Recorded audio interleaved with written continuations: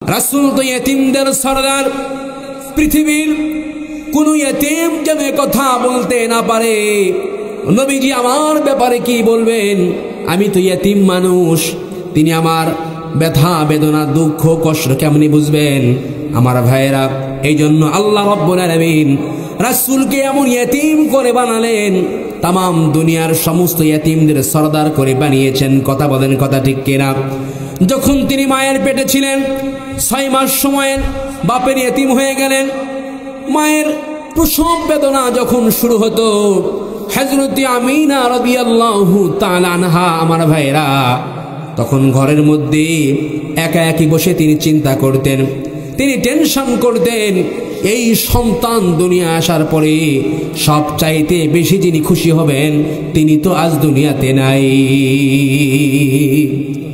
আমার ভাইরা, আল্লাহ পাক তার হাবিবকে দুনিয়ায় আনলেন। রাসূলের দাদা তাবুর সামনে দাঁড়ায়া তায়েফ থেকে আগত সাদিয়া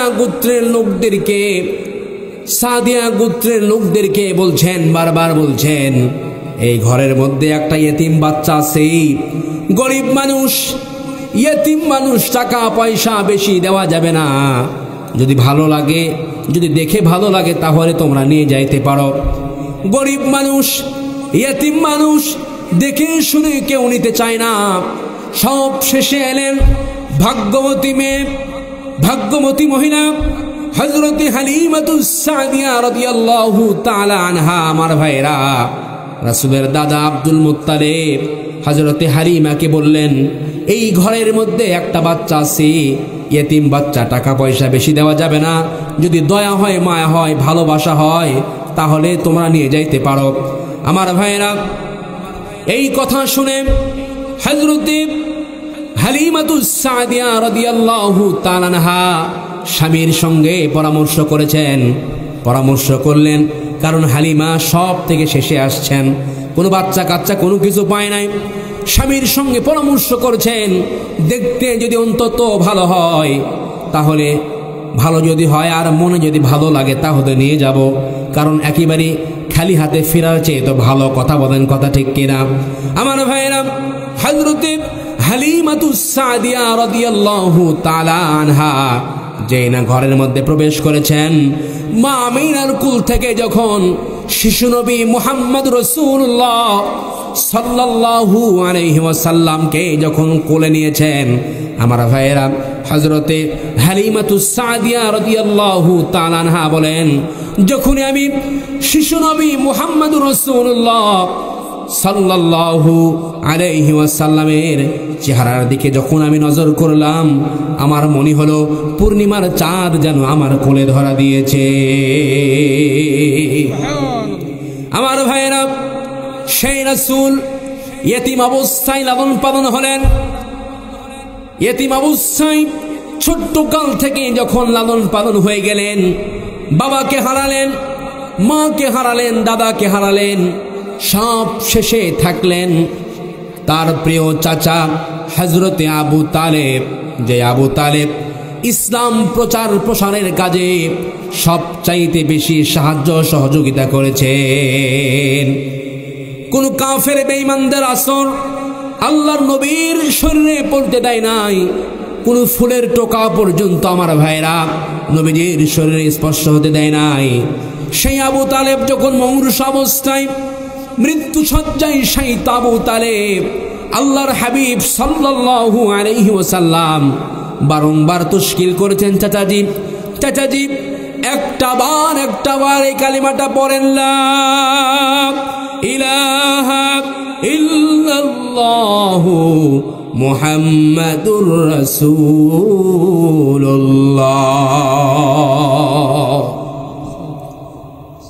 চাচাকে তাশকিল করছেন, চাচা, ছোট্ট কালে বাবাকে হারিয়েছি, মাকে হারিয়েছি, দাদাকে হারিয়েছি, আপনি ছাড়া আমার কেউ নাই চাচা।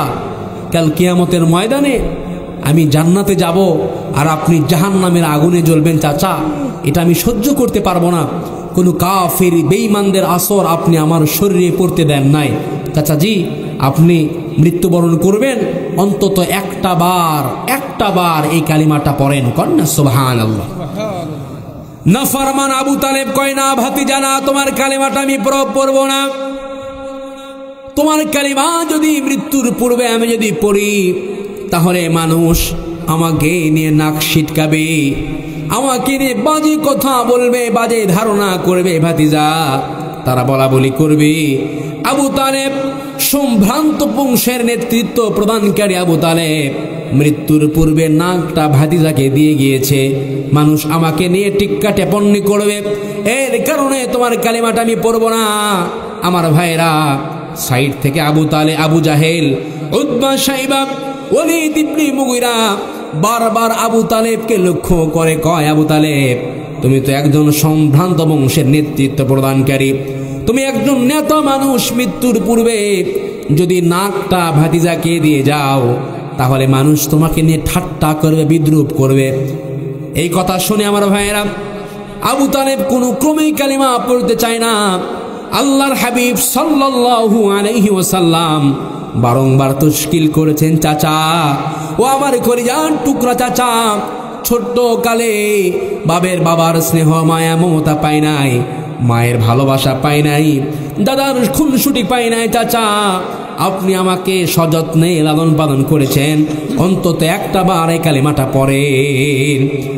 যদি প্রকাশ্যে নাও পড়েন, অন্তত আমার কানের কাছে ঠোঁটটা নাড়ায়া নাড়ায় ইশারা করেন, তবুও কাল কিয়ামতের ময়দানে আমি আমার আল্লাহর কাছে সুপারিশ করে আপনাকে জান্নাতে নিব।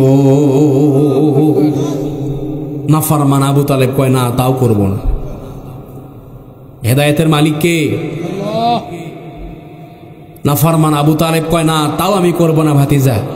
আল্লাহর হাবিব সাল্লাল্লাহু আলাইহি ওয়াসাল্লাম বলেন, চাচাজি, যদি তাও না করেন, অন্তত ঠোঁটটা নাড়ায়া নাড়ায়া আপনি ইশারা করেন, তবুও কাল কিয়ামতের ময়দানে আমার আল্লাহকে আমি বলবো, আল্লাহ, আমার চাচা কালিমা পড়েছে বিধায় আমার চাচা ঠোঁট নাড়ায়া নাড়ায়া ইশারা করেছে, কন্যা সুবহানাল্লাহ। নাফরমান আবু তালেব কয়, না, তাও করব না। আমার ভাইয়েরা, শেষ পর্যায়ে আল্লাহর হাবিব সাল্লাল্লাহু আলাইহি ওয়াসাল্লাম বলিষ্ঠ কণ্ঠে, ঈমান দীপ্ত কণ্ঠে বলে ফেললেন, চাচা, ও আমার চাচা, অন্তত লা ইলাহা ইল্লাল্লাহ বলেন, মুহাম্মাদুর রাসূলুল্লাহ বলার কোনো দরকার নাই। যদি এতটুকু বলেন লা ইলাহা ইল্লাল্লাহ, তবুও কাল কিয়ামতের ময়দানে আল্লাহর সাথে ঝগড়া করে হলেও আপনাকে জান্নাতে নিব। আমার ভাইরা, আল্লাহর হাবিব সাল্লাল্লাহু আলাইহি ওয়াসাল্লাম বারংবার কেন তশকিল করেছেন, কেন বলেছেন আমার ভাইরা? কারণ হলো, হাদিসের মধ্যে এসেছে, মান আখিরু কালামিহি লা ইলাহা ইল্লাল্লাহ, মান আখিরু কালামুহু লা ইলাহা ইল্লাল্লাহ দাখালাল জান্নাহ। যদি কোনো মুমূর্ষ ব্যক্তি, মৃত্যু শয্যায় শায়িত ব্যক্তি, শেষ কালমা, শেষ শব্দ যদি লা ইলাহা ইল্লাল্লাহ পড়ে যদি মারা যায়, আল্লাহর হাবিব সাল্লাল্লাহু আলাইহি ওয়াসাল্লাম বলেছেন, আমার ভাইরা, সেই ব্যক্তি মৃত্যুবরণ করতে দেরি, আল্লাহ রাব্বুল আলামিন তাকে জান্নাত দিতে দেরি করবেন না। আল্লাহর নবী যখন চেষ্টা করছেন, এই দৃশ্য যখন আল্লাহ রাব্বুল আলামিন যখন অবলোকন করেছেন, আমার ভাইরা, সঙ্গে সঙ্গে হযরতে জিবরিল আমিনের মাধ্যমে ওহী আকারে আয়াতে কারিমা নাজিল করে আল্লাহ তাআলা বলছেন, ইন্নাকা লা তাহদি মান আহবাবতা ওয়ালাকিন্নাল্লাহা ইয়াহদি মান ইয়াশাউ ইলা সিরাতিম মুস্তাকিম। আমার ভাইরা, আল্লাহ রাব্বুল আলামিন বলেন, নবী হে, আপনি যাকে ইচ্ছা তাকে হেদায়েতের অমীয় সুধা পান করাইতে পারবেন না, বরং আমি আল্লাহ রাব্বুল আলামিন যাকে ইচ্ছা তাকে মুহাব্বত করে ভালোবেসে হেদায়েতের অমীয় সুধা পান করায়া সরাসরি জান্নাতে নিব। তাহলে হেদায়েতের মালিক কে? সবাই বলেন, হেদায়েতের মালিক কে? আমার আপনার দায়িত্ব হলো মানুষকে শুধু আহ্বান করব, রাস্তাটায় দেখাইয়া দেব, ঠিক কিনা? আল্লাহর হাবিব সাল্লাল্লাহু আলাইহি ওয়াসাল্লাম শত চেষ্টা করেও নিজের কলিজার টুকরা চাচাকে যাররা পরিমাণ কালিমা পড়াইতে পারে। তাহলে হেদায়েতের মালিক হলেন আল্লাহ। আমি আপনি শুধু মানুষকে আহ্বান করব যে ইহদিনাস সিরাতাল মুস্তাকিমের পথে আসেন, এই কোরআনটা মানেন, কোরআনটা অবলোকন করেন, কোরআন অনুযায়ী জীবন পরিচালনা করেন। আল্লাহ রাব্বুল আলামিন সুখ সমৃদ্ধি উন্নতি আর অগ্রগতি দিয়ে আল্লাহ পাক হৃদয়টারে প্রশান্তি দিয়ে দিবেন। কন্যা সুবহানাল্লাহ। আমার ভাইরা, তো সেই আবু তালেবকে জাহান্নামের সব চাইতে কম শাস্তি দেওয়া হবে, জাহান্নামের একজোড়া বুট তাকে পরিয়ে দেওয়া হবে। সে আবু তালেবকে সর্বনিম্ন শাস্তি জাহান্নামের আগুনের একজোড়া বুট তাকে পরিয়ে দেওয়া হবে।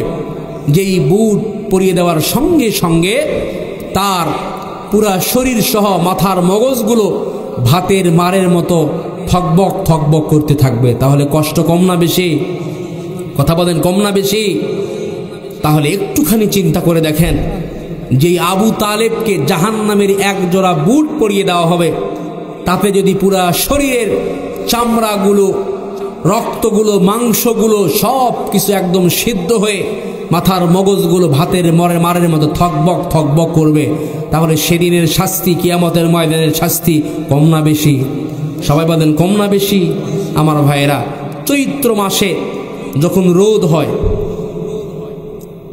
মানুষ তো দূরের কথা, জংলার পশু পাখিরা পর্যন্ত লোকালয়ে আসে, ঠিক কিনা বাজান? জংলার পশু পাখিরা পর্যন্ত লোকালয়ে আসে একটু শান্তির জন্য। তাহলে সেই জাহান্নাম কতটা ভয়ানক, কতটা ভয়ঙ্কর, সেই জাহান্নামের অবস্থাটা কি সেদিন হবে? আল্লাহ রাব্বুল আলামিন বলেন, জাহান্নাম সাধারণ কোনো জায়গা নয়, জাহান্নাম কঠিন একটা জায়গার নাম। সেই জায়গা সম্পর্কে আল্লাহ রাব্বুল আলামিন বলেন, ইন্নাহু মান ইয়াতি রাব্বাহু মুজরিমান ফাইন্না লাহু জাহান্নামা লা ইয়ামুতু ফিহা ওয়ালা ইয়াহইয়া।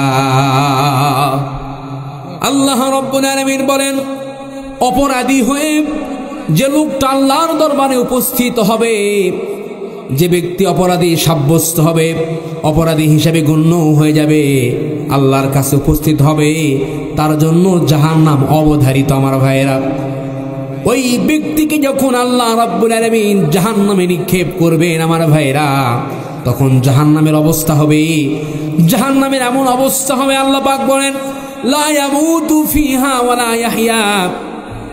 সেখানে সে মরবেও না, বাঁচবেও না, জীবন মৃত্যু একটা অবস্থা সৃষ্টি হয়ে যাবে।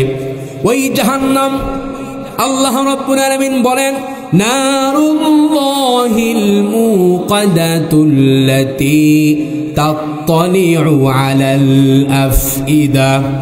ওই জাহান্নামের প্রচন্ড আওয়াজ এবং ওই জাহান্নামের আগুনটা উৎক্ষিপ্ত হয়ে, আমার ভাইরা, জাহান্নামীদের অন্তর পর্যন্ত, কলিজা পর্যন্ত স্পর্শ করবে সেই আগুনের তাপ। অন্যত্র আল্লাহ পাক বলেন, ইন্নাহা আলাইহিম মুসাদাতুম ফি আমাদিম মুমাদ্দাদা। জোরে বলেন আল্লাহু আকবার। আমার ভাইরা, অন্যত্র আল্লাহ রাব্বুল আলামিন বলেন, ওই জাহান্নামে সেখানে রাখা হবে নির্মম কঠোর ব্যবহার, কর্কশ আওয়াজ, কর্কশ ভাষী, এ ধরনের ফেরেশতাদেরকে রাখা হবে। সেখানে তারা জাহান্নামীদের পাহারায় তারা নিয়োজিত থাকবে। আমার ভাইয়েরা, তারা আল্লাহ পাকের নির্দেশের বাইরে কোনো কাজ করবে না। তাদের হৃদয়টা একেবারে পাষাণ হবে। তাদের কাছে কোনো অনুনয় বিনয়, কাকুতি মিনতি করে যাররা পরিমাণ কোনো কাজ হবে না, কারণ তারা সেই সকল কাজই করবে আল্লাহ রাব্বুল আলামিন তাদেরকে যা করতে হুকুম করবে। এই জন্য আল্লাহ রাব্বুল আলামিন বলেন, ইয়া আইয়ুহাল্লাযীনা আমানু কু আনফুসাকুম ওয়া আহলিকুম নারা। আল্লাহ রাব্বুল আলামিন বলেন, হে ঈমানদারগণ, তোমরা যারা আমি আল্লাহকে বিশ্বাস করেছো, আমি আল্লাহ রব্বুল আলামিনকে বিশ্বাস করে তোমরা যারা ঈমান এনেছো, তোমরা নিজেরা জাহান্নামের আগুন থেকে বাঁচো, তোমাদের আহালদেরকেও জাহান্নামের আগুন থেকে বাঁচাও। কারণ ওই জাহান্নাম, যেই জাহান্নামের ইন্ধন হবে মানুষ এবং পাথর। সুতরাং ফিরাও মানুষকে জাহান্নামের রাস্তা থেকে। আজকে যেই সমস্ত ছেলে মেয়েরা, যেই সমস্ত মানুষরা তারা বারবার মানুষের তৈরি করা মতবাদের দিকে দৌড়ায়, যারা মনে করে এই কোরআন হচ্ছে শুধুমাত্র বেহেশত দুজকের কথা, শুধুমাত্র এর মধ্যে মানুষের কোনো দরকারি কোনো জিনিস নাই, আমার ভাইরা, যারা এই খেয়াল করে মানুষের তৈরি করা মতবাদের দিকে দৌড়ায়, মানুষের তৈরি করা মতবাদের আন্দোলন করছে, আপনার ছেলে, আপনার মেয়ে, আপনার পাড়া প্রতিবেশী, আমার ভাইরা, জেনে শুনেও আপনি যদি তাদেরকে না ফেরান, আপনার ছেলেকে না ফেরান, যারা মনে করছেন দুনিয়ার জীবনে যদি সুখ সমৃদ্ধি উন্নতি আর অগ্রগতি যদি দেখতে চাও, তাহলে মানুষের তৈরি করা মতবাদ মেনে যাও। এই খেয়াল করে যারা মানুষকে কোরআন থেকে বিমুখে যারা পরিচালিত করছেন, আমার ভাইরা, কাল কিয়ামতের ময়দানে আল্লাহ না করুন, আল্লাহ না করুন, সুরিমারা মুসলমানদেরকে আমি বলতে চাই, আপনার সন্তান, আপনার ছেলে মেয়ে, আপনার বিবি সাহেবা কারু হাতে যদি জাহান্নামের হাত করা লেগে যায়, আমার ভাইরা, তাদের হিসাব না দেওয়া পর্যন্ত আপনি কখনোই জান্নাতে যেতে পারবেন না। নিজে নামাজ পড়লেন, আপনার যুবতী মেয়ে বেপরদা অবস্থায় চলাচল করছে, আপনি নিজে নামাজ পড়লেন, আপনার যুবক ছেলে সারাটা দিন স্মার্টফোন নিয়ে ফ্রি ফায়ার, পাবজি, যত রকম হাবিজাবি গেমস আছে না নাই, এই সব খেলার মধ্যে লিপ্ত আছে। আপনি নিজে নামাজ পড়তে আসলেন, আপনার স্ত্রী সারাটা দিন স্টার জলসা, জি বাংলা, যত রকম বেহায়াপনা আর অশ্লীলতার মধ্যে নিমজ্জিত রয়েছে, তাদেরকে আপনি ডাকলেন না, ফেরালেন না।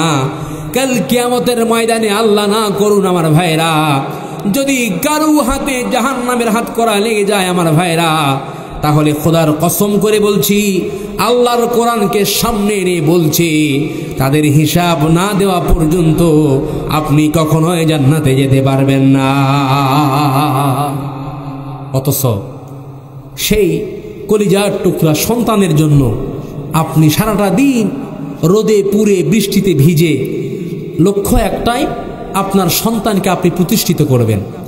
এই বগুড়ার জামিনে, ঢাকার বুকে আপনার সন্তানকে একটা ভালো পজিশনে নিয়ে যাবেন, যার কারণে আপনি হাড় ভাঙ্গা পরিশ্রম করছেন, যে করেই হোক আমার সন্তানকে যেন সফলতার উচ্চ আসনে আশান্বিত করতে পারি, আমার ছেলেকে যেন ভালো স্কুলে, ভালো কলেজে, ভালো একটা জায়গাতে চাকরির জন্য অ্যাপ্লাই করে তাকে যেন ঢুকাইতে পারি, ঠিক কিনা? যে সন্তানের জন্য আপনি হাড় ভাঙ্গা পরিশ্রম করলেন, ওই সন্তানরা যদি 10 জন মানুষের সামনে আপনাকে লাঞ্ছিত করে, আপনার এমন একটা বেহায়াপনা কাজ করলো, সমাজে আপনার মাথা হেট হয়ে গেলে কেমন লাগবে বলেন? বলেন। আর কাল কিয়ামতের ময়দানে কোটি কোটি মানুষের সম্মুখে সেদিন কেউ কারু পথে আসবে না, কেউ কারু সাথে আসবে না, সকলে সেদিন কোনো মাল সামানা, ক্ষমতার দাপট কোনো কিছু কাজে আসবে ভাই? আল্লাহ রাব্বুল আলামিন বলেন, ইয়াউমা লা ইয়ানফাউ মালুন ওয়ালা বানুন। কাল কিয়ামতের ময়দানে সন্তান, সন্ততি, মাল সামানা কোনো কিছুই যেদিন কারো উপকারে আসবে না, সেদিন উপকার আসবে কি? আল্লাহ পাক বলেন, ফামাই ইয়ামাল মিসকাল যাররাতিন খায়রান ইয়ারাহু ওয়া মান ইয়ামাল মিসকাল যাররাতিন শাররান ইয়ারাহু। আমার ভাইরা, আল্লাহ রাব্বুল আলামিন বলেন, এই দুনিয়ার জমিনে যদি কোনো ব্যক্তি যারা পরিমাণ যদি কোনো ভালাই কাজ করে, ভালো কোনো নেকির কোনো কাজ করে, আমার ভাইরা, সেটাকে কাল কিয়ামতের ময়দানে আল্লাহ পাক তার প্রতিদান তাকে দান করবেন, কন্যা সুবহানাল্লাহ। আর যদি যারা পরিমাণ কোনো বেহায়াপনা, অশ্লীলতা, খারাপি যদি কোনো কিছু করে, সেটাকেও কাল কিয়ামতের ময়দানে আল্লাহ রাব্বুল আলামিন তাদেরকে দান করবে। সেদিন কোনো রক্ষা আছে ভাই? তাহলে আপনার সন্তানের হাতে যদি জাহান্নামের হাত করা লেগে যায়, আপনার মেয়ের হাতে, আপনার বউয়ের হাতে জীবন বিলীন করে আপনার বউকে আপনি উপার্জন করে খাওয়াচ্ছেন, টার্গেট নিয়েছেন একটাই, যে করে হোক 7 মাথার মোড়ে 3 মাথার মোড়ে আমাকে একটা ফ্ল্যাট করতে হবে, সুদ খেয়ে হোক ঘুষ খেয়ে হোক যে করে হোক, অমুকের একটা ফ্ল্যাট আছে, অমুকের গাড়ি আছে, আমার একটা দরকার, অমুকের বাড়ি আছে, আমার একটা দরকার।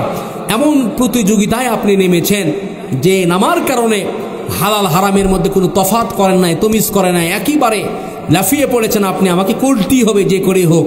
তাহলে আপনার সন্তানকে খাওয়াচ্ছেন, ওই সন্তান যদি কাল কিয়ামতের ময়দানে আল্লাহর কাছে, আল্লাহর আদালতে যদি মামলা দায়ের করে, তাহলে সেদিন কি অবস্থা হবে আপনি জানেন? সেদিন আপনি কোথায় রেহাই, কোনো ইদিক সিদিক হবে? আল্লাহ রাব্বুল আলামিন বলেন, রব্বানা আরিনাল্লাযীনি আযাল্লানা মিনাল জিন্নি ওয়াল ইনসি নাজআলুহুমা তাহতা আকদামিনা লিয়াকুনা মিনাল আসফালিন। আল্লাহ রাব্বুল আলামিন বলেন, কাল কিয়ামতের ময়দানে ওই সমস্ত ছেলে মেয়ে সন্তানরা তারা বলবে, ওগো আল্লাহ, আমাদেরকে কে গোমরাহ করে দিল জিনদের ভিতর থেকে আর মানুষের ভিতর থেকে? ওগো আল্লাহ, খারাপ পথে চলেছি, আমাদের মা বাপ আমাদেরকে ফিরাই নাই, খারাপ পথে চলেছি, গুনাহের কাজ করেছি, ওগো আল্লাহ যারা পরিমাণ আমাদেরকে ভালো হওয়ার দিকে আনে নাই। ওগো আল্লাহ, আমাদেরকে খারাপ পথের দিকে আহ্বান করেছে, আমাদেরকে ভালো হওয়ার জন্য 2-1বার বলে তারা থেমে গিয়েছে, আমাদেরকে যারা পরিমাণ একেবারে পুরাপুরি ভূমিকা তারা রাখে নাই আল্লাহ। ওগো আল্লাহ, ওই মা বাপ আর মুরব্বী নেতাগুলোরে তুমি সামনে নিয়ে আসো। তারপরে তারা বলবে, নাজআলুহুমা তাহতা আকদামিনা লিয়াকুনা মিনাল আসফালিন। ওগো আল্লাহ, ওই মা বাপ আর মুরব্বী তাদেরকে তুমি নিয়ে আসো, তাদেরকে পায়ের তলায় রেখে তারপরে তোমার জাহান্নামে যাব। তাহলে সন্তান বলবে, সন্তান আপনি বাবার বিরুদ্ধে, আপনি মার বিরুদ্ধে সরাসরি বলবে, আল্লাহ ওই মা বাপ আর মুরব্বীগুলোকে তুমি সামনে নিয়ে আসো, পায়ের তলায় রাখবো, তারপরে তোমার জাহান্নামে যাব। নাউজুবিল্লাহ, জোরে পড়েন। তাহলে ওই সন্তানের জন্য এই হালাল হারামের মধ্যে তমিজ আর পার্থক্য করা দরকার আছে না নাই ভাই? জোরে বলেন, আছে না নাই? এই জন্য আমার ভাইয়েরা, সন্তানকে ভালো কাজের আহ্বান করতে হবে, নিজের যুবতী মেয়েকে পর্দায় অবস্থায় চলাচলের চেষ্টা করতে হবে, নিজের স্ত্রীকে পর্দায় আনানোর ফিকির করা দরকার আছে না নাই? অনেক লোক আছে আমার ভাইরা, নামাজ কালাম পড়ছি, রোজা রাখছি, তাহাজ্জুদ পড়ছি, হজ করছি, সব কিছু করছি, কিন্তু পর্দার ব্যাপারে আমাদের কোনো ভূমিকা নাই, আছে না নাই? সবাই বলেন, আছে না নাই? আমার ভাইরা, আদ-দাইসুনা ইয়াদখুলুল জান্নাহ, দায়ুস কখনো জান্নাতে প্রবেশ করতে পারে না। আল্লাহর হাবিব বলেছেন, দায়ুসকে, দায়ুস হলো ওই স্বামী যে স্বামী তার স্ত্রীকে পর্দায় আনানোর কোনো ফিকির করে না, পর্দার ব্যাপারে স্ত্রীর সাথে কোনো ভূমিকা রাখে না। দায়ুস হলো ওই পিতা যেই পিতা নিজের যুবতী মেয়েকে পর্দার দিকে কোনো আহ্বান করে না। আমার ভাইরা, কারণ কোনো মহিলা, কোনো মেয়ে, যদি কোনো মেয়ে একেবারে জাহান্নামে যায়, কোনো মা বোন যদি জাহান্নামে যায় আমার ভাইরা, তাহলে একা একই জাহান্নামে যাবে না, একেবারে 4-4টা পুরুষকে সঙ্গে নিয়ে জাহান্নামে যাবে। 1 নম্বর, বিয়ের পূর্বে তার বাবাকে, 2 নম্বর তার স্বামীকে, 3 নম্বরে তার বড় ছেলেকে, আর 4 নম্বর তার ভাইকে। যদি 4 জন পুরুষ কোনো মেয়ের ব্যাপারে, সাবালক কোনো মেয়ের ব্যাপারে, সাবালিকা কোনো মেয়ের ব্যাপারে, কোনো স্ত্রীর ব্যাপারে যদি ভূমিকা না রাখে আমার ভাইরা, তাহলে কাল কিয়ামতের ময়দানে ওই মহিলা একা একই জাহান্নামে যাবে না, এই 4-4টা পুরুষকে সঙ্গে নিয়ে জাহান্নামে যাবে। আমরা এর মধ্যে আসি না নাই? কথা বলেন, আসি না নাই? আমার ভাইরা, নামাজ যেরকম ফরজ, রোজা যেমন ফরজ, হজ যেমন ফরজ, যাকাত যেমন ফরজ, মহিলাদেরকে পর্দা অবস্থায় চলাচল করানো, পর্দার সহিত চলাচল করা এটাও কিন্তু ফরজ। কথা বলেন, কথা ঠিক কিনা? আমার অনেক মা বোনেরা পর্দার কোনো খবর নেই, আছে না নাই? পর্দা করে না। অনেক মা বোনেরা পর্দা করে না, নামাজ পড়ে, রোজা রাখে, তাহাজ্জুদ পড়ে, কালো বোরকা পরে অনেক সময় বাহিরে চলাচল করে, হাতে মোজা, পায়ে মোজাও পরে চলাচল করে, কিন্তু পর্দার কোনো খবর নেই। এখন তো আবার এমন বোরকা নামছে ভাই, এমন বোরকা নামছে, এই ইহুদি খ্রিস্টানদের চক্রান্তে এমন বোরকা, টাইট ফিটিং বোরকা তারা নামাইছে। অনেক মা বোনেরা টাইট ফিটিং ছাড়া মনে পড়েই না, আছে না নাই ভাই? তাহলে সেই বোরকা পরে কোনো লাভ আছে? কথা বলেন, লাভ আছে? আগের জামানার বৃদ্ধ, আমার বৃদ্ধ বয়োজ্যেষ্ঠ বৃদ্ধ মায়েরা যখন চলাচল করত, তাদের বোরকাটা কিন্তু খুব ঢিলা ঢালা ছিল, আছে না নাই? কথা বলেন। আর এখনকার আমার, আহারে, এখনকার মনে করেন যে বৃদ্ধ মায়েরাও এমন এমন বোরকা পরে, দূর থেকে মনে হয় যে কে যাচ্ছে, আসিচ্ছে রে, আছে না না? এরকম ধারণা করে না, করে না বলেন? চাষির বয়সী মা সমতুল্য, তাকেও কয় এ মাল আসতেছে রে। আমি কি মিথ্যা বললাম ভাই?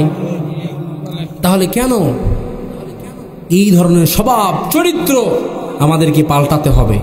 এবং আমার ভাইয়েরা, আমার মা বোনদেরকে ভূমিকা রাখতে হবে। আমার মায়েরা বাড়িতে মনে করেন যতক্ষণ থাকে, ছিঁড়া ফাটা কাপড়, গোবরের কাজ করছে, ওই অবস্থায় স্বামীর সামনে, যখন এখানে সেখানে যায়, এদিক সেদিক আত্মীয় স্বজনের বাড়িতে, আবার বাচ্চাকে কেজি স্কুলে নিয়ে যাচ্ছে, মনে করেন এমন পারফিউম ব্যবহার করছে ভাই, শ্যাম্পু চুল দিয়ে এমন চুলে মনে করেন এমন শ্যাম্পু লাগাইছে, ফ্যান দেওয়ার প্রয়োজন নেই, আর রাস্তাতে গেলে এমনি বাতাসে ওড়ে, আছে না নাই? তাহলে ওই সুঘ্রাণ এমন পারফিউম ব্যবহার করছে যা 1 কিলোমিটার দূরে পুরুষরা যাচ্ছে, মানে ঘ্রাণ কে গেল রে, হ্যাঁ ওই দিয়ে অমুক গেছে, হ্যাঁ অমুক গেল, আছে না নাই? আমার ভাইয়েরা, এই খেয়ালে, এই চিন্তায় যদি তার মনে কোনো জল্পনা কল্পনার সৃষ্টি হয়, সে যদি কোনো বদগুমানি, কোনো পরপুরুষ যদি এই ধারণাটা করে, কাল কিয়ামতের ময়দানে আল্লাহ পাক তাকেও কিন্তু জিনাকারের কাতারে দাঁড় করাবে। কথা বলেন, কথা ঠিক কিনা?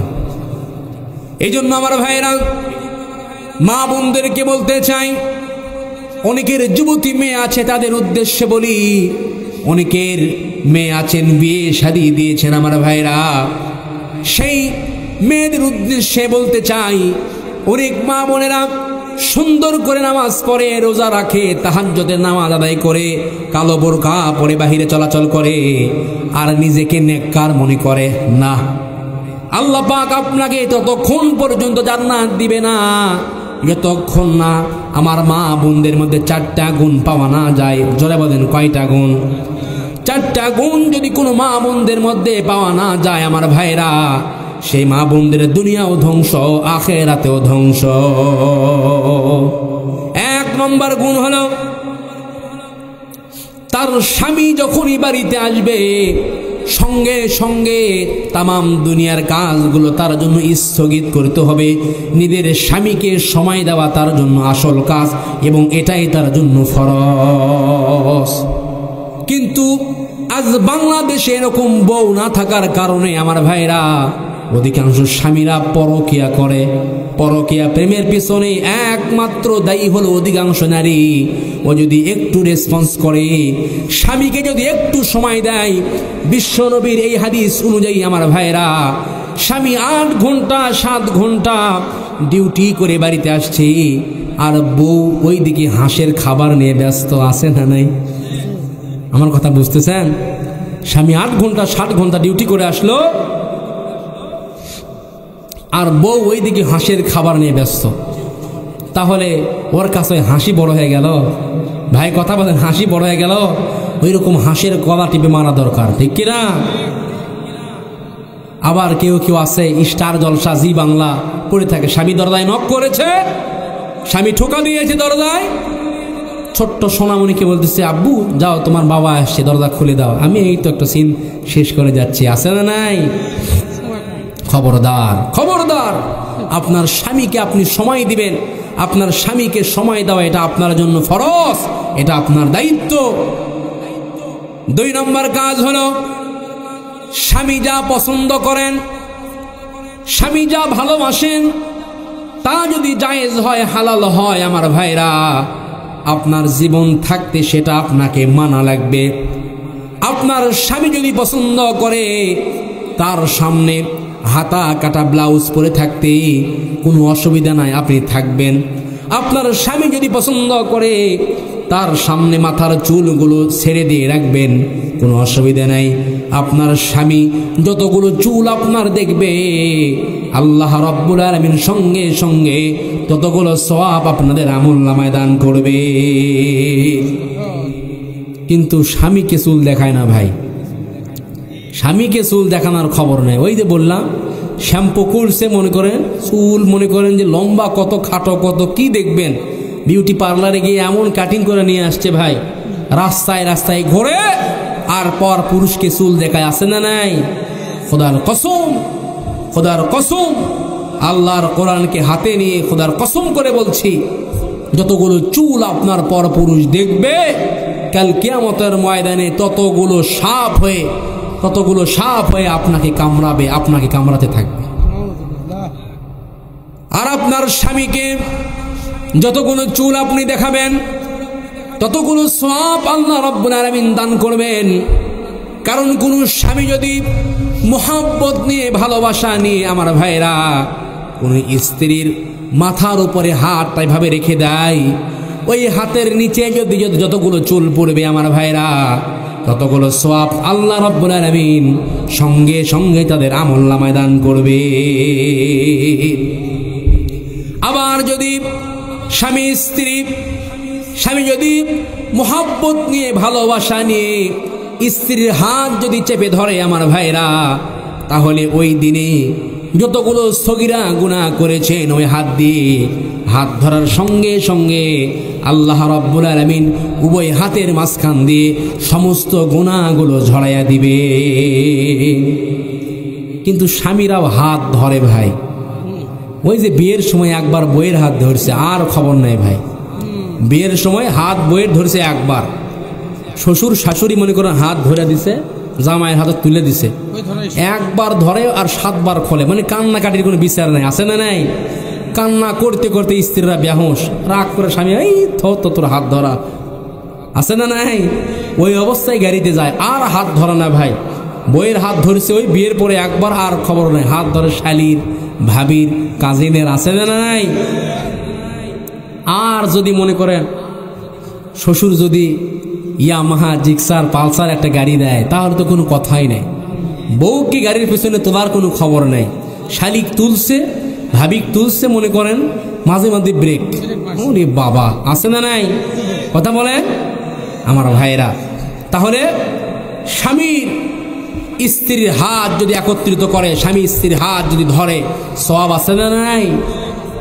তাহলে কাজিনের হাত ধরলে, শালীর হাত ধরলে, ভাবির হাত ধরলে গুনাহ আছে না নাই?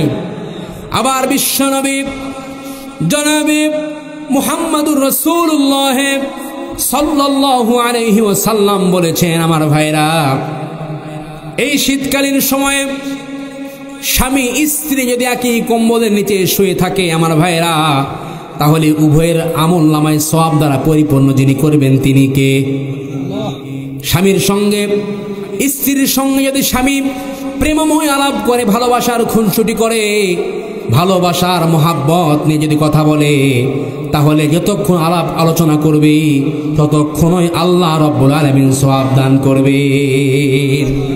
আবার স্ত্রীদের দায়িত্ব হলো নিজের স্বামীকে প্রদর্শন করার জন্য যত রকম সাজুগুজু তারা করতে পারে, সমস্ত সাজুগুজু কেবলমাত্র শুধুমাত্র নিজের স্ত্রীকে প্রদর্শন করার, নিজের স্বামীকে প্রদর্শন করার জন্য করবে। কথা বলেন, কথা ঠিক কিনা? স্বামী তার সাজুগুজু দেখে যতবার তার দিকে দৃষ্টিপাত করবে, যতবার তার দিকে নজর দান করবে, আমার ভাইয়েরা, প্রত্যেকটা নজরে নজরে আল্লাহ রাব্বুল আলামিন সওয়াব দান করবে। যতবার তাকাবে, যতবার দৃষ্টি দিবে, ততবারই আল্লাহ পাক সব দ্বারা পরিপূর্ণ করে দিবে। কন্যা সুবহানাল্লাহ। কিন্তু এই ভালোবাসার খুনসুটি প্রেমময় আলাপ যদি বউয়ের সাথে না করে, কেউ যদি শালীর সাথে, কাজিনের সাথে, ভাবির সাথে করে, তাহলে কি হবে ভাই? গুনাহ আছে না নাই? তাহলে কি ভারসাম্যপূর্ণ ইসলাম আমরা আল্লাহর কাছে পেয়েছি। একটু চিন্তা করেন, হালাল জায়গায় করলে সওয়াব আছে না নাই? আল্লাহ পাক বলেন ওয়া'আলামু খাইনাতাল আয়ুন, কেউ যদি চিকন ভিন্ন কোনো ছিদ্র দিয়েও যদি হালাল জায়গা বাদ দিয়ে আল্লাহর দেওয়া চোখের আমানতের খেয়ানত করে যদি হারাম জায়গায় যদি আল্লাহ পাক এই নিয়ামতকে ব্যবহার করে, কাল কিয়ামতের ময়দানে আল্লাহ রাব্বুল আলামিন তাকেও জিনাকারের কাতারে দাঁড় করাবেন। সেদিন কোনো রক্ষা হবে? তাহলে বোঝা গেল স্বামীরা স্ত্রীর দিকে নজর করবে, স্ত্রীরা বারবার নিজের স্বামীকে প্রদর্শন করার জন্য, কোনো পর পুরুষকে দেখানোর জন্য নয়, কিন্তু একেবারে 100 ভাগের 98% মহিলারা তারা যখন বাচ্চাকে স্কুলে নিয়ে যায়, কেজিতে নিয়ে যায়, বাইরে যায়, মার্কেটে যায়, জায়গা নাই আমার ভাইরা, বাড়িতে যতক্ষণ থাকে একেবারে সিরা ফাটা সিরা জামা পরে থাকে। কথা বলেন ঠিক কিনা? বাড়িতে কাজ করছে, শরীর ক্লান্ত, ঘরবান্ত শরীর নিয়ে স্বামীর সামনে যায়, আর যখন অন্য কোথাও চলে যায় তখন একেবারে চেহারাটার একেবারে আপেল বানায় নিয়ে যায়। আছে না নাই? বাচ্চাকে স্কুলে নিয়ে গেছে, বসার জায়গা নেই। হ্যাঁ, আমাদের দেখা ভাই, বাচ্চাকে কেজিতে নিয়ে গেছে, বসার জায়গা নেই, পেপার পেরে বসতেছে, এমন অবস্থা। বাড়িতে যখন থাকে মনে করেন যে কে চেনা যাচ্ছে না, আর স্কুলে যখন নিয়ে যায় পারফিউমস, এখানে এই এখানে সেই, মানে গেট আপ অন্য রকমের, শুধু এই অবস্থা মশান নিয়ে চলে যায়। কিন্তু না, খবরদার, আমার মাদেরকে বলবো, খবরদার, আপনাদের এগুলো যেন জাহান্নামে যাওয়ার কোনো কারণ না হয়। আপনার যত রকম সাজুগুজু, যত রকম প্রদর্শনী, সব কিছু আপনি আপনার হাজবেন্ডকে, আপনার স্বামীকে দেখানোর জন্য করবেন। কথা বলেন, কথা ঠিক কিনা?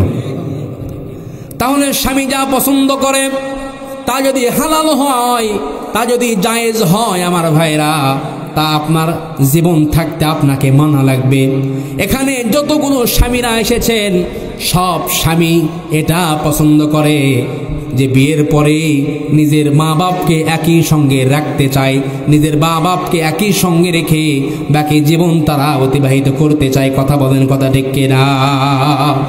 কিন্তু 100টার 98% মহিলারা এটা চায় না।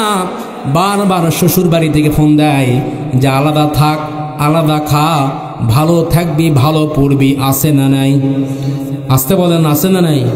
এই জন্য খবরদার, বারবার শ্বশুর বাড়িতে ফোন দেয় আলাদা থাক, আলাদা খা, ভালো থাকবি, ভালো পড়বি। খবরদার, যেই মানুষের কারণে, যেই বাবার কারণে, যেই বাবার 30টা বৎসর সন্তানের জন্য উৎসর্গ করে দিয়েছে, সর্বত্র বিলীন করে সব কিছু শেষ করে দিয়েছে, তারা বৃদ্ধ হয়ে যাওয়ার কারণে, বুড়া হওয়ার কারণে তারা ডিলেট হয়ে গেছে না, তাদের কোনো দাম নেই।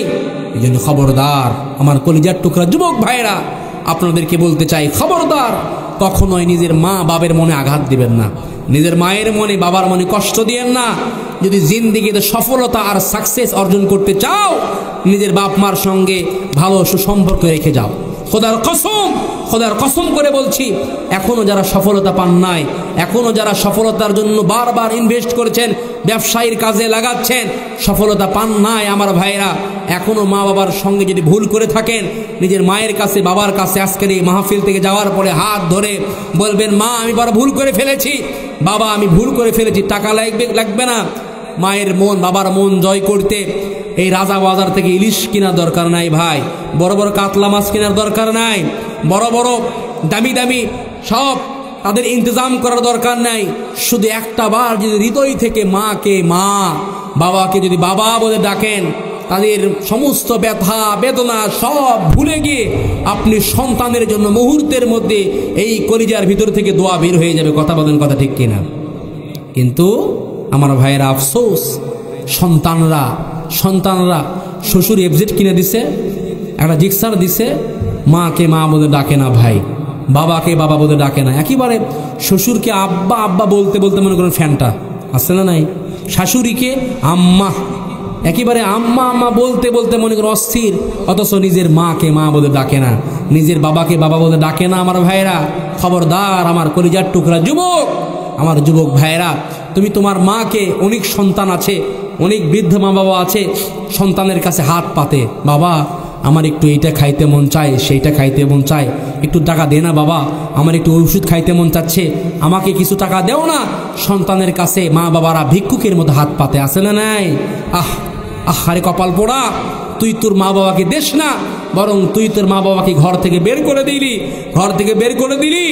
আরে ভাই, আরে যুবক, তুমি তোমার মা বাপকে ঘর থেকে বের করে দাও নাই, বরং তুমি তোমার জান্নাতের রাস্তাটাকেই বন্ধ করে দিয়েছো। কথা বলেন, কথা ঠিক কিনা? কারণ মা বাবা হলো এমন একটা দামি জিনিস, মা বাপ হলো এমন একটি দামি সম্পদ, দামি জিনিস। আমার ভাইরা, তাম দুনিয়ার সমস্ত আলেমরা মিলে, সমস্ত হুজুররা মিলে যদি এক গ্লাস পানির মধ্যে ফু দেয় আমার ভাইরা, আর আপনার মা যদি, বাবা যদি আর এক গ্লাস পানিতে ফু দেয়, আপনি যদি ওই আপনার মা বাবা যে গ্লাসে পানির মধ্যে ফু দিয়েছে, সঙ্গে সঙ্গে ওই গ্লাসের পানি যিনি কবুল করবেন, চিল্লার বলতে হবে তিনি কে। এই জন্য আমার ভাইয়েরা, যার বাবা আছে, বাবা থাকতে কদর করতে হবে। বাবা হচ্ছে এমন একটা বট বৃক্ষ আমার ভাইরা, যাদের মাথার উপর থেকে বাবা নাই, তারা জানে বাবা না থাকার কি জ্বালা। কথা বলেন, কথা ঠিক কিনা? আপনার বাবা আপনাকে শুধু জন্ম দিয়েছে, আপনার মা জন্ম দিয়ে দুনিয়ার আলোটা দেখিয়েছে আমার ভাইরা, যারা পরিমাণ কোনো অর্থ সম্পদ কোনো কিছু দিতে পারে নাই, তারপরে আপনার বাবা মাকে শ্রদ্ধা করতে হবে, সম্মান করতে হবে। কারণ মা বাবা সন্তানের জন্য একটা দামি জিনিস আমার ভাইরা। হযরতে আলকামা রাদিয়াল্লাহু তাআলা আনহু, হযরতে আলকামা মৃত্যু শয্যায় শায়িত আমার ভাইরা, মায়ের সঙ্গে বেয়াদবি করেছেন। মায়ের সঙ্গে বেয়াদবি করার কারণে আল্লাহর হাবিবের কানে খবরটি পৌঁছে গিয়েছে যে ইয়া রাসূলুল্লাহি, ইয়া হাবিবাল্লাহ, আলকামার জবানে যারা পরিমাণ কালিমা বের হচ্ছে না। সমস্ত সাহাবারা সবাই মিলে খবর নিতে নিতে আলকামার বাড়িতে চলে গেছেন। আল্লাহর হাবিব বলতেছেন, ও সাহাবীরা, দেখো দেখো আলকামার মা জীবিত আছে নাকি। যদি আলকামার মা জীবিত থাকে, তার কাছে তোমরা সকলে চলে যাও। খুঁজতে খুঁজতে আমার ভাইয়েরা একটা কুড়ে ঘরের মধ্যে আল্লাহর হাবিব সাল্লাল্লাহু আলাইহি ওয়াসাল্লাম নিজে গিয়ে বাহির থেকে নক দিয়েছেন, ঘরের মধ্যে কে আছে, একটু বাইরে আসো। একটা বয়োজ্যেষ্ঠ বৃদ্ধা মহিলা বের হয়ে আসছেন। আল্লাহর হাবিব সাল্লাল্লাহু আলাইহি ওয়াসাল্লাম সঙ্গে সঙ্গে বলেছেন আমার ভাইরা যে, বুড়িমা তুমি কি আলকামার মা? কয়, হ্যাঁ আমি আলকামার মা। বুড়িমা, তোমার আলকামা তোমার শানে কি বেয়াদবি করেছে? তোমার আলকামা তোমার শানে কি গোস্তাকি করেছে? তোমার আলকামাকে তুমি মাফ করে দাও, কারণ আলকামার জবানে কালিমা বের হয় না।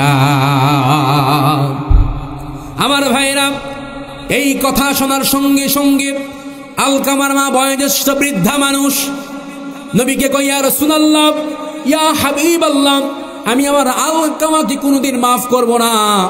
আমার সন্তান আমাকে বড় কষ্ট দিয়েছে, আমাকে বড় আঘাত দিয়েছে। ইয়া রাসূলুল্লাহ, কোনো ক্রমে আমি এই ব্যথাগুলো ভুলে যাইব না। আমি আমার আলকামাকে কখনোই ক্ষমা করব না।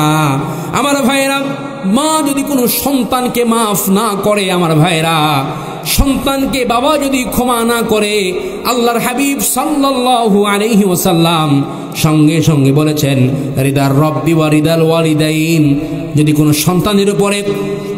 কোনো সন্তানের উপরে ছেলে মেয়ের উপরে মা বাবা যদি সন্তুষ্ট হয়ে যায়, তাহলে আসমানের মালিক আল্লাহ রব্বুল আলামিন ওই সন্তানের উপরে সন্তুষ্ট হয়ে যায়। আর যদি কোন সন্তানের উপরে মা বাবা যদি অসন্তুষ্ট থাকে, নারাজ হয়ে যায়, আসমানের মালিক ওই সন্তানের উপরে অসন্তুষ্ট হয়ে যায়। আমার ভাইয়েরা, এই কথা বলার সঙ্গে সঙ্গে আলকামার মা অঝর নয়নে চোখের পানি ছেড়ে দিয়ে আল্লাহর হাবিবকে বলতেছেন, নবী গো, কোনো ক্রমে আমি আলকামাকে ক্ষমা করব না, সে আমাকে বড্ড কষ্ট দিয়েছে। আল্লাহর হাবিব কৌশল অবলম্বন করলেন, কারণ মা যদি সন্তানকে ক্ষমা না করে, সেই সন্তানের জবানে কখনোই কালিমা বের হবে না। সেই সন্তান দুনিয়াতে একেবারে বেঈমান হয়ে মারা যাবে। কথা বলেন, কথা ঠিক কিনা? আমার ভাইরা, এই খেয়াল করেন, আল্লাহর হাবিব সাল্লাল্লাহু আলাইহি ওয়াসাল্লাম সঙ্গে সঙ্গে কৌশল অবলম্বন করে সাহাবীদেরকে বললেন, ও আমার সাহাবীরা, তোমরা লাকড়ি জমা করো এবং তার মধ্যে আগুন জ্বালিয়ে দাও, আলকামাকে জীবন্ত অবস্থায় জ্বালিয়ে পুড়িয়ে ভস্ম করে দাও, আলকামাকে জ্বালিয়ে পুড়িয়ে ছারখার করে দাও। যেই না কথা বলেছেন আমার ভাইয়েরা, মায়ের মন কেমন দেখেন। সন্তানের নারী শিরা ধন, সন্তানের জন্য কলিজার টুকরা নারী শিরা ধন হলো মা, মায়ের নারী শিরা ধন হলে কলিজার টুকরা সন্তান। আমার ভাইয়েরা, এই কথা যেই না বলেছেন, আল্লাহর হাবিব যেই না কথা বলেছেন, সঙ্গে সঙ্গে আলকামার মা বলে ওঠেন, ইয়া রাসূলুল্লাহি, ইয়া হাবিবাল্লাহ, নবী গো, আমি মা এখনো জিন্দা আছি, আমি মা এখনো জীবিত আছি, আমার চোখের সামনে আমার কলিজার টুকরা সন্তানকে আপনি জ্বালিয়ে পুড়িয়ে ভস্ম করে দিবেন, এটা আমি মা কখনোই সহ্য করতে পারবো না। ইয়া রাসূলুল্লাহি, ইয়া হাবিবাল্লাহ, নবী গো, আসমানের মালিক আল্লাহ, জমিনের মালিক আল্লাহ, চাঁদ সূর্য গ্রহ নক্ষত্র সব কিছুর মালিক আল্লাহকে সাক্ষী রেখে বলছি, নবী গো, আমি আমার আলকামাকে খুশি মনেই ক্ষমা করে দিলাম। আল্লাহর হাবিব সাল্লাল্লাহু আলাইহি ওয়াসাল্লাম সঙ্গে সঙ্গে সাহাবীদেরকে বললেন, আমার সাহাবীরা, তোমরা যাও, তোমরা জলদি করে আলকামার খবর নিয়ে দেখো কি অবস্থা। সমস্ত সাহাবারা খবর নিতে গিয়ে দেখেন আলকামার জবানের সঙ্গে সঙ্গে জারি হয়েছেন, লা ইলাহা ইল্লাল্লাহু মুহাম্মাদুর রাসূলুল্লাহ। তাহলে আমার ভাইয়েরা, আমার যুবকরা, মায়ের এই অন্তরের সঙ্গে কার কানেক্ট? সবাই বলেন, কার কানেক্ট? আল্লাহর কানেক্ট। এই জন্য মাকে, বাবাকে কখনো কোনো ক্রমে কষ্ট দেওয়া যাবে। আল্লাহর হাবিব বলেছেন, আল জান্নাতু তাহতা আকদামিল উম্মাহাত, মায়ের পায়ের নিচে প্রত্যেকটা সন্তানের বেহেশত, প্রত্যেকটা সন্তানের জান্নাত হলো মায়ের পায়ের নিচে। সুতরাং মাকে কষ্ট দিলে, বাবাকে কষ্ট দিলে সেই সন্তান কখনো জান্নাতে যেতে পারবে? আল্লাহর হাবিব আরো বলেছেন, গায়ের চামড়া কেটেও যদি কোনো সন্তান নিজের মায়ের এক জোড়া পায়ের জুতা বানিয়ে দেয়, চাপ্পল বানিয়ে দেয়, তবুও মায়ের যে এক ঢোক দুধ পান করেছে সন্তান, সেই দুধের ঋণ কোনোদিন শোধ করতে পারবে? মায়ের এক ধার দুধের দাম কাটিয়া গায়ের চাম, মায়ের এক ধার দুধের দাম কাটিয়া গায়ের চাম, পাপুল বানাইলেও ঋণের শোধ হবে না, এমন দরদি ভবে কেউ হবে না আমার মহাগো, এমন দরদি ভবে কেউ হবে না আমার মহাগো। ঠিক কিনা ভাই?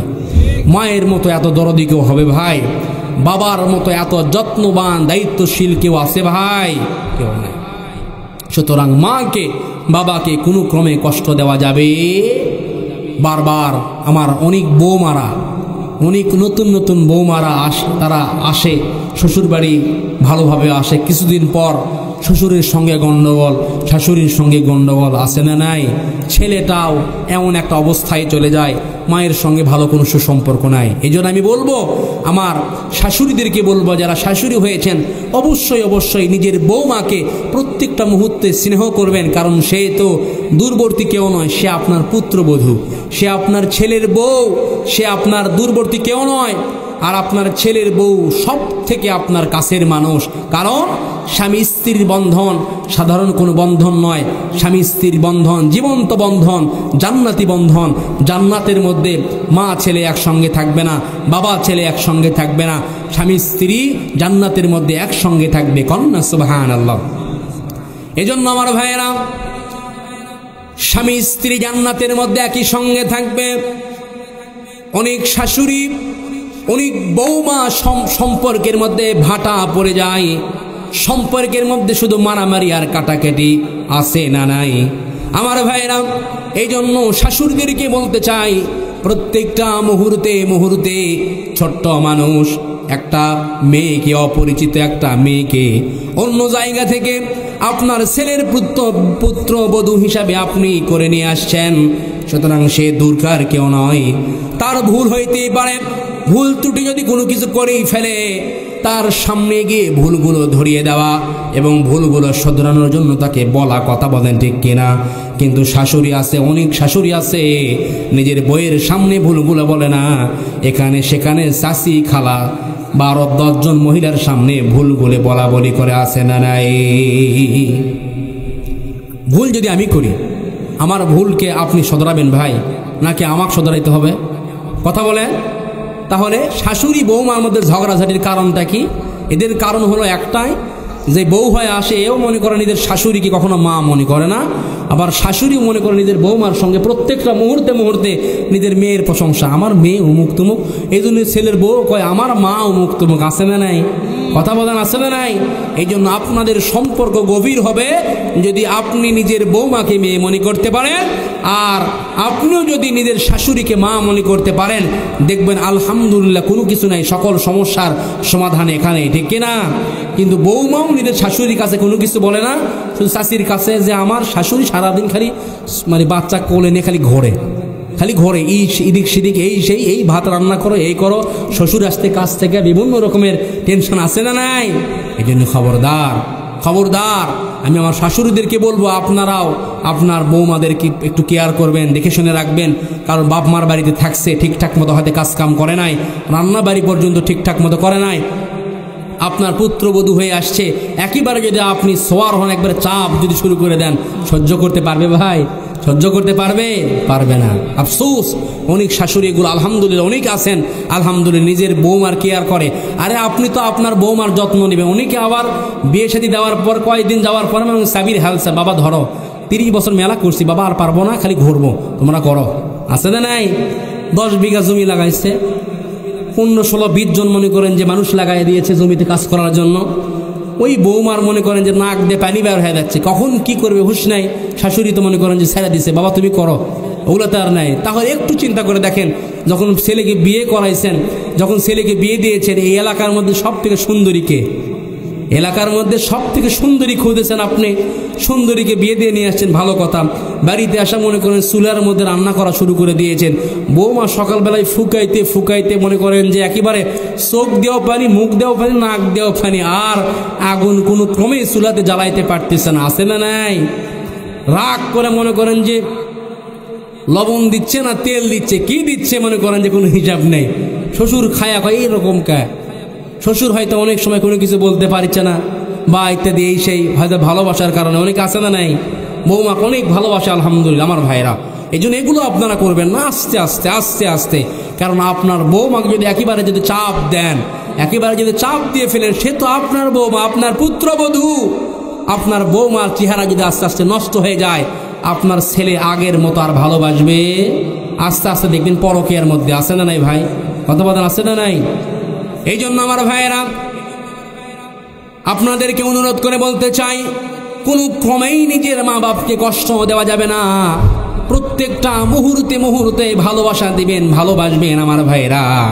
3 নম্বর দায়িত্ব হলো, মা বোনদের 3 নম্বর দায়িত্ব হলো নিজের স্বামীর অনুপস্থিতিতে, আমার ভাইয়েরা, স্বামীর অনুপস্থিতিতে সন্তানকে ইসলামের কাজের দিকে আহ্বান করবেন, ইসলামের দিকে উদ্বুদ্ধ করবেন আমার ভাইরা, আর তার মাল সামানাকে ইসলামের পথে খরচ করবেন।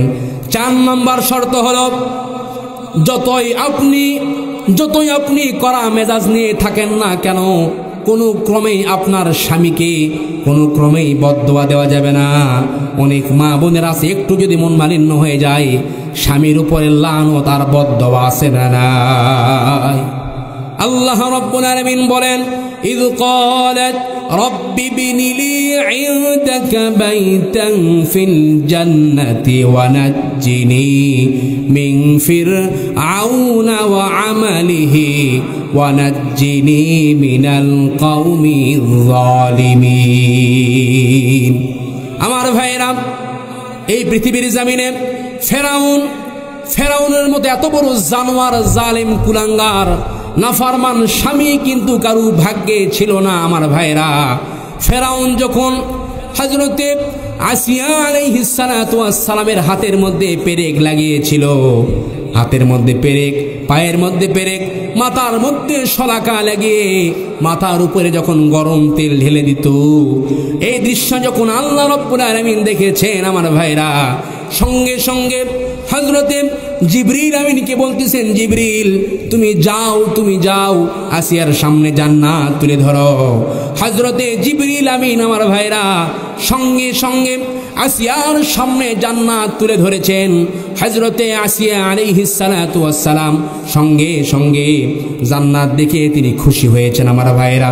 খুশি হয়ে আল্লাহ রাব্বুল আলামিনকে বলছেন, ওগো আল্লাহ, এই জান্নাতের মধ্যে আমার একখানা ঘর বানিয়ে দাও, যে এই ঘরের মধ্যে বসে বসে আমি তোমাকে দেখব।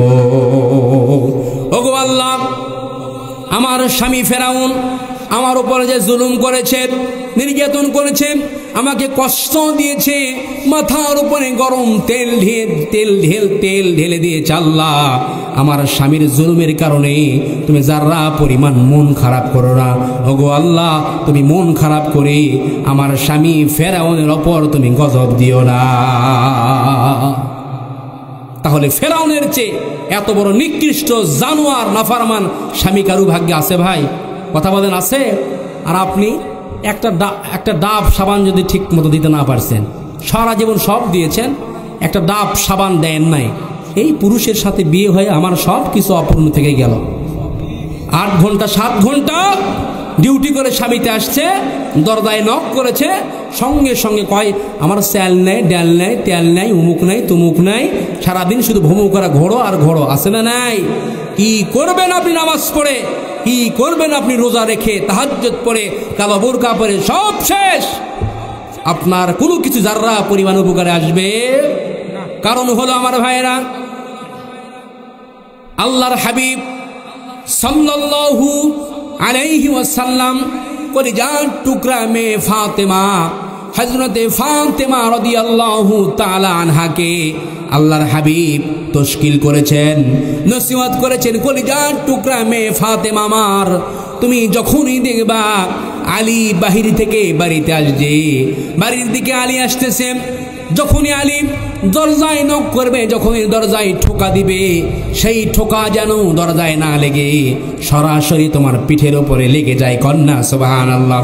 আমার ভাইরা, এই জন্য দেখা গিয়েছে হযরতে আলী রাদিয়াল্লাহু তাআলা আনহু যখনই বাহির থেকে বাড়ির দিকে আসতেছেন আমার ভাইরা, যেই না দরজায় নক করেছেন, সঙ্গে সঙ্গে ফাতেমা রাদিয়াল্লাহু তাআলা আনহা দরজা খুলে দিয়েছেন।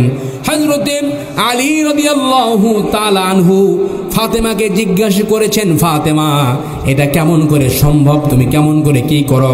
হযরতে ফাতেমা রাদিয়াল্লাহু তাআলা আনহা আমার ভাইরা আল্লাহর হযরতে আলী রাদিয়াল্লাহু তাআলা আনহুকে জানিয়েছেন যে, আলী আমার আব্বা জান আমাকে শিখিয়েছেন, তোমার স্বামী যখনই বাহিরে থেকে বাড়িতে আসবে, তুমি আহলান ওয়া সাহলান মারহাবান তাকে স্বাগতম জানাইবা, আর তাকে তুমি ইস্তেকবাল জানানোর মাধ্যমে তুমি গ্রহণ করবা। একদা হযরতে আলী রাদিয়াল্লাহু তাআলা আনহু দিন মজুরের কাজ করতেন আমার ভাইরা, দিন মজুর ছিলেন। একদা হযরতে আলী রাদিয়াল্লাহু তাআলা আনহু বাহির থেকে বাড়ির দিকে আসছেন, দিন শেষে সন্ধ্যার আগে আগে বাড়ির দিকে আসতেছেন। হযরতে ফাতেমা রাদিয়াল্লাহু তাআলা আনহা দরজা খুলে দেখেন এতটা কাছাকাছি চলে আসছেন যে কাছাকাছি সামনে গেলে আর পর্দা লঙ্ঘন হবে না। হযরতে আলীর চেহারা একেবারে মলিন হয়ে গেছে, চেহারার মধ্যে একেবারে মলিন হয়ে গেছে, কোনো হাসি নাই। দরজা খুলে ফাতেমা রাদিয়াল্লাহু তাআলা আনহা মুচকি হাসি দিয়ে হযরতে আলীকে বলতেছে, আলী তোমার কি হয়েছে, মন খারাপ কেন? হযরতে আলী রাদিয়াল্লাহু তাআলা আনহু বললেন যে, ফাতেমা আজকে সারাদিন চেষ্টা করলাম, কোনো কাজ আমি খুঁজে পাইলাম না, যার কারণে একটু মন খারাপ। হযরতে ফাতেমা রাদিয়াল্লাহু তাআলা আনহা মুচকি হাসি দিয়ে বললেন, আলী আমরা পাইলে শুকর আদায় করব, আর না পাইলে ধৈর্য ধারণ করব, কারণ সবরকারীর সঙ্গে আল্লাহ আছেন, শুকরকারীর সঙ্গে আল্লাহ আছেন, দুনো অবস্থাতে আল্লাহ আমাদের সাথে আছে। সারাদিন কাজ করছে, কোনো কিছু পায় নাই, টাকা নাই, পয়সা নাই, কোনো কিছু নাই। দরজায় নক করেছে, মুচকি হাসি দিয়ে নিজের হাজবেন্ডকে, স্বামীকে গ্রহণ করেছে। আর আপনি যদি একটু যদি ঠিকঠাক মতো না পাইছেন, একটু যদি ঠিকঠাক মতো আপনার মনের চাহিদা অনুযায়ী না হয়েছে, সারাদিন সব দিয়েছে আপনার স্বামী, একটা দিন একটা ডাব সাবান কম হয়েছে, শুরু হয়েছে যুদ্ধ, শুরু হয়ে গেছে যুদ্ধ। আছে না নাই? খবরদার। অনেক মহিলা স্বামীকে আবার তুই টাকা পর্যন্ত বলে, আছে না নাই? স্বামীর সঙ্গে চড়াও হয়ে, ক্ষিপ্ত হয়ে তুই করে বলে, তাদের জিন্দেগি বরবাদ, তাদের জিন্দেগি বরবাদ। আল্লাহ পাক আর একজন মহিলাকে দুনিয়াতে জীবন্ত অবস্থায় সালাম জানিয়েছেন, কন্যা সুবহানাল্লাহ। স্বামীর প্রতি শ্রদ্ধা এবং ভক্তি থাকার কারণে আমার ভাইয়েরা, হযরতে খাদিজাতুল কুবরা রাদিয়াল্লাহু তাআলা আনহাকে স্বামীর প্রতি শ্রদ্ধা এবং ভক্তি থাকার কারণে ওই সময় হযরতে খাদিজাতুল কুবরা রাদিয়াল্লাহু তাআলা আনহা মক্কার জমিনে 7 নাম্বার ধনী ছিলেন। ইসলাম গ্রহণ করার পরে সব সম্পদগুলো, ধন সম্পদ, মাল সামানা রসুলের কদম মোবারকে এনে দিয়েছেন যে আল্লাহর হাবিব, এই সব কিছু আপনি ইসলামের জন্য উৎসর্গ করবেন, কন্যা সুবহানাল্লাহ। বর্তমান সময় দেখা গিয়েছে স্বামী ক্যান্সার রোগে আক্রান্ত, স্বামী ক্যান্সার রোগে আক্রান্ত ভাই, বউ একটা হাতের বালাও বিক্রি করতে চায় না। বউ কয়, চ্যাংড়া মানুষ বাবা, ওই মোরা যায়, মোরা দেখ অন্য জায়গাতে বিয়ে বসবো। আছে না নাই ভাই? কথা বলেন, আমাদের দেখা শোনা ভাই। স্বামী ক্যান্সার রোগে আক্রান্ত, বউ হাতের বালা বিক্রি করে যে একটা চিকিৎসা করবে, এটা পর্যন্ত আমার নাই। সুতরাং আপনাকে অবশ্যই এই কাজগুলো আপনাকে পালন করতে হবে। যদি না করেন, কোনো ক্রমেই আপনার কোনো লাভ হবে। এই জন্য আমার ভাইয়েরা, যেই সমস্ত স্ত্রী, ছেলে মেয়ে, সন্তানেরা মনে করে যদি দুনিয়ার জমিনে সুখ, সমৃদ্ধি, উন্নতি আর অগ্রগতি পেতে চাও, কোরআন বাদ দিয়ে মানব রচিত কোনো গ্রন্থকে মেনে যাও আমার ভাইয়েরা। এই খেয়াল করে যারা দৌড়ায়, আজকে আপনার ছেলে, আপনার মেয়ে, আপনার স্ত্রী, আপনার ভাই, আপনার বোন, তারা মানব রচিত মানার জন্য তারা যেইভাবে দৌড়ঝাঁপ পারতেছে, কাল কিয়ামতের ময়দানে তারা কিন্তু পলাইতে চাইবে আমার ভাইয়েরা। তাদেরকে সাহায্য সহযোগিতা করার কারণে তারা পলাইতে চাইবে। কারণ এই জন্য আল্লাহ রাব্বুল আলামিন বলেন, ইয়া আইয়ুহাল্লাযীনা আমানু কু আনফুসাকুম ওয়া আহলিকুম নারা। জোরে বলেন আল্লাহু আকবার। আমার ভাইরা, আল্লাহ রাব্বুল আলামিন বলেন, ও আমার বিশ্বাসী বান্দারা, তোমরা যারা আমি আল্লাহকে বিশ্বাস করেছ, ঈমান এনেছ, তোমরা আমি আল্লাহ রাব্বুল আলামিনের কাছে যারা ঈমান এনেছ, তোমরা নিজেরা জাহান্নামের আগুন থেকে বাঁচো, তোমাদের আহালদেরকেও জাহান্নামের আগুন থেকে বাঁচাও। ওই জাহান্নাম আল্লাহ রাব্বুল আলামিন বলেন, আলাইহা মালাইকাতুন গিলাযুন শিদাদুল লা ইয়াসুনাল্লাহা মা আমারাহুম ওয়া ইয়াফআলুনা মা ইউমারুন। ওই জাহান্নামে আমার ভাইরা, যেই জাহান্নামীদের পাহারায় রাখা হবে এমন নির্মম কঠোর ব্যবহার, কর্কশ আওয়াজ, এমন কর্কশ ভাষী আমার ভাইরা, তারা রূঢ় এবং কর্কশ মেজাজের হবে। তাদের কাছে কোনো অনুনয় বিনয়, কাকুতি মিনতি করে কোনো দয়া পাওয়া যাবে না, কারণ তারা সেই সব কাজগুলোই করে আল্লাহ রাব্বুল আলামিন তাদেরকে যা করতে হুকুম করে। আল্লাহ রাব্বুল আলামিন আরো বলেছেন আমার ভাইরা, ইন্নাহা আলাইহিম মুসাদাতুন ফি আমাদিন মুমাদ্দাদা। আল্লাহ পাক বলেন, ফাল্লাযীনা কাফারু কুত্তিআত লাহুম সিয়াবুম মিন নার।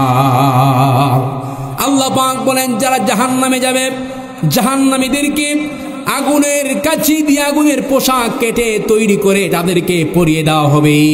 ওই আগুনের পোশাকটা পরিয়ে দেওয়ার সঙ্গে সঙ্গে আমার ভাইরা, তাদের শরীরটা ঝলসে যাবে, সমস্ত গোস্তগুলো একেবারে খুশি খুশি জমিনে পড়বে, চামড়াগুলো টপ টপ করে পড়বে আমার ভাইরা। আল্লাহ রাব্বুল আলামিন আরো বলেন, কুল্লামা নাদিজাত জুলুদুহুম বাদদালনাহুম জুলুদান গায়রাহা। যখন তাদেরকে আগুনের পোশাক পরিয়ে দেওয়া হবে, পুরা শরীর যখন তাদের ঝলসে যাবে, চামড়াগুলো খসে খসে পড়বে, তখন আল্লাহ রাব্বুল আলামিন আবারও তাদেরকে নতুন করে পোশাক পরিয়ে দিবেন আমার ভাইয়েরা, যাতে করে জাহান্নামের তীব্রতা, জাহান্নামের যন্ত্রণা তারা যেন অনুভব করতে পারে, বুঝতে পারে আমার ভাইয়েরা। শুধু তাই নয়, জাহান্নামীরা তৃষ্ণার জ্বালায়, পিপাসায়, ঠিক চৈত্র মাসে যেমন অভাবটা হয় আমাদের, আমার ভাইয়েরা, দুনিয়ার বুকে যখন রোদের প্রখরতা, তাপমাত্রা বেড়ে যায় আমার ভাইয়েরা, তখন সকলে কিন্তু পানির জন্য হাহাকার করে। কথা বলেন, কথা ঠিক কিনা? দুনিয়ার জীবন তো জীবন নয় আমার ভাইয়েরা, দুনিয়ার এই কষ্ট আর এই শীত তো শীত নয় আমার ভাইয়েরা। জাহান্নামের আগুনটা জ্বলে জ্বলে একেবারে কালো হয়ে গিয়েছে আমার ভাইয়েরা। সেদিন জাহান্নামীরা তৃষ্ণার জ্বালায়, পিপাসায় বারবার তারা আকাশের দিকে তাকাবে আর তারা বলবে, আহারে যদি একটু বৃষ্টি হইতো তাহলে আমরা পানি পান করতাম, কতই না শান্তি আমরা পেতাম। আমার ভাইয়েরা, বারবার তারা আকাশের দিকে তাকাবে, হঠাৎ করে দেখবে আকাশের মধ্যে একেবারে কালো মেঘ জমে গেছে, কালো মেঘ একেবারে মেঘাচ্ছন্ন হয়ে গিয়েছে আমার ভাইরা। তারা আশাহত হবে, এই বুঝি আল্লাহ পাক আমাদেরকে বৃষ্টি দান করবেন। আমার ভাইরা, অল্পক্ষণের মধ্যেই কালো মেঘ থেকে এমন গরম বৃষ্টি, দুর্গন্ধ রক্ত আর পুঁজগুলো পড়বে, যারা পিপাসার কারণে তারা সেগুলো পান করবে। জাহান্নামীরা পান করার সঙ্গে সঙ্গে তাদের পেটের নাড়ি ভরি আর কলিজা যা কিছু আছে সব কিছু পেছনের দরজা দিয়ে বেরিয়ে পড়বে। তাহলে কত কষ্ট, কত তীব্রতা, কত যন্ত্রণা, জ্বালা হবে চিন্তা করে দেখেছেন?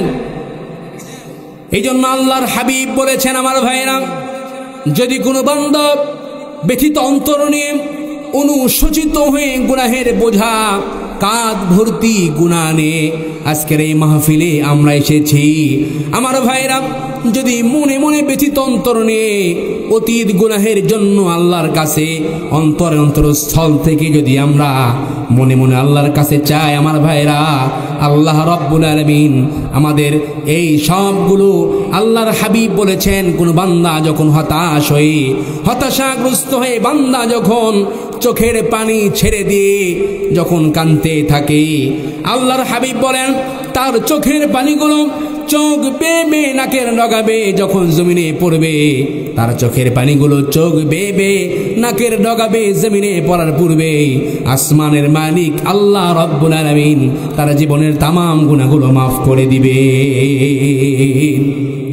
এই জন্য আমার ভাইরা, জাহান্নাম থেকে কেমন ফিকির করেছিলেন হযরতে ওমর রাদিয়াল্লাহু তাআলা আনহু নিজের কলিজার টুকরা সন্তান আবু শামার বিরুদ্ধে তার দরবারে একটি মামলা হয়েছিল। আমার ভাইয়েরা, হযরতে ওমর ছিলেন একজন রাষ্ট্রপ্রধান, তার সন্তানের বিরুদ্ধে যখন মামলা হয়েছিল, নিজের কলিজার টুকরা সন্তানকে জাহান্নামের আগুন থেকে বাঁচানোর জন্য তিনি কেমন চেষ্টা করেছেন একটু চিন্তা করবেন। আমার ভাইয়েরা, বাড়িতে আসার পরে দেখেন তার সন্তান আবু শামা খাবার খাচ্ছে, ডাক দিয়ে বললেন, আবু শামা জলদি করে খাবার খেয়ে নাও, তোমার একটা বিচার আছে। জেনে কথা বলেছেন আমার ভাইরা, তার খাওয়াটা সঙ্গে সঙ্গে একেবারে বন্ধ হয়ে গিয়েছে। ডাক দিয়ে বলতেছেন, আব্বা আমার আর খাওয়ার কোনো দরকার নাই, আপনি বিচারের কাজ শুরু করে দেন। বাবাও যেমন সন্তানও বানিয়েছেন সেই রকম কথা বলেন, কথা ঠিক কিনা? আর আমরা বাবাও যেমন 2 নম্বর সন্তানও রেখে যাচ্ছে, ওই রকম 2 নম্বর আছে না নাই? ও খেত লাল পানি আর সন্তান বাবা খায়, গাঞ্জা খায়, ইয়াবা খায়, এমন সন্তান আমাদের এই শরী মারাতে আছে না না? আমার ভাইরা, হযরতে ওমর রাদিয়াল্লাহু তাআলা আনহু যেই না কথা বলেছেন, কলিজার টুকরা সন্তানের খাওয়া সঙ্গে সঙ্গে বন্ধ হয়ে গিয়েছে। স্ত্রী দৌড় দিয়ে এসে বলতেছে, স্বামী কি হয়েছে? স্বামী কয় যে আমার দরবারে আব্দুল্লাহর বিরুদ্ধে একজন মহিলা মামলা দিয়েছে, সেই নাকি একজন মহিলার নাতিকে ধর্ষণ করেছে। এই কথা যেই না শুনেছেন আমার ভাইরা, হযরতে ওমর রাদিয়াল্লাহু তাআলা আনহুর স্ত্রী সঙ্গে সঙ্গে নিজের স্বামীকে তিনি বিচলিত হয়ে পড়েছেন। চিন্তা করেছেন, এ তো স্বাভাবিক কোন মানুষ নয়, আল্লাহর কোরআন ছাড়া, আল্লাহর আইন ছাড়া তো এই বিচার করবে না। কথা বলেন, কথা ঠিক কিনা? আমার ভাইরা, সঙ্গে সঙ্গে পিছনের দরজা দিয়ে বেরিয়ে পড়েছেন আর স্বামীকে বলতেছেন, স্বামী আমার টাকা পয়সা সোনা গহনা যা কিছু আছে সব কিছু দিয়ে দিচ্ছি, এই সব কিছু দিয়ে অন্তত মেয়েটাকে ম্যানেজ করা যায় কেন একটু দেখেন। আমার ভাইরা, হযরতে ওমর রাদিয়াল্লাহু তাআলা আনহুকে যেই না এ কথা বলেছেন আমার ভাইরা, সঙ্গে সঙ্গে ওমরের চেহারা একেবারে লাল হয়ে গিয়েছে। ডাক দিয়ে বলতেছেন, স্ত্রী তুমি কি আমাকে আল্লাহ রাব্বুল আলামিন বিধান হতে আমাকে সরাতে চাও? বাধা দিও না স্ত্রী, তুমি সরে যাও। আমার ভাইরা স্ত্রীকে সরিয়ে দিয়েছেন।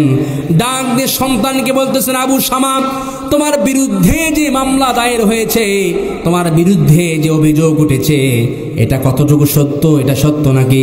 সন্তান কয়, হ্যাঁ বাবা, বন্ধু বান্ধবদের পাল্লায় পড়ে না বিষ খেয়েছিলাম, ব্রেন ঠিক ছিল না, মাথা বিগড়ে গিয়েছিল, যার কারণে আবেগে পড়ে এই কাজটা আমি করেছি। আমার ভাইরা যাই না কথা বলেছেন। আর সন্তান বলতেছেন, বাবা ভুল করে অন্যায় করে কাজটি আমি করে ফেলেছি, আপনি দয়া করে মায়া করে আপনি আমাকে মাফ করে দেন।